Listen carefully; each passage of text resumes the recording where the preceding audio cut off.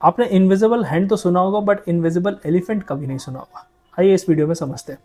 Economics optional का paper जो कि अभी 2025 मेंस में है, उसमें काफ़ी ज़्यादा चांसेस हैं कि आपके पास एक क्वेश्चन इनफॉर्मल इकोनॉमी से रिलेटेड आए, क्योंकि इंडिया इस चीज़ से जूझ रहा है।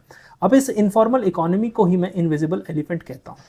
अगर इंडिया की ग्रोथ स्टोरी देखें तो ये एलिफेंट की तरह ही है।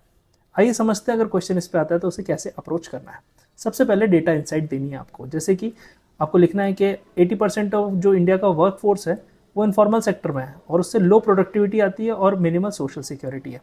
अब इसको लिखने के बाद आप आ जाइए चैलेंजेस पे। चैलेंजेस क्या होते हैं, जैसे कि इनफॉर्मेलिटी लीड्स टू लो वेजेस। अब कम वेजेस होंगी, टैक्स एवेशन होगा, है ना। उसके बाद आपका पॉलिसी इम्प्लीमेंटेशन डिफिकल्ट हो जाता है, जैसे कि जीएसटी हो गया, ईपीएफ हो गया, इस तरह से।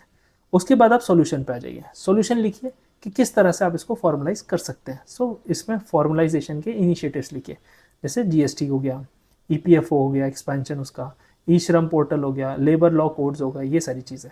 हमेशा याद रखें जब भी आंसर को एंड करें ना, तो इनफॉर्मेलिटी अकेले नहीं होती, एक आइसोलेशन में नहीं पड़ी जाती, उसका हमेशा लिंक होता है किससे, एम्प्लॉयमेंट से, ग्रोथ से और इनइक्वालिटी से।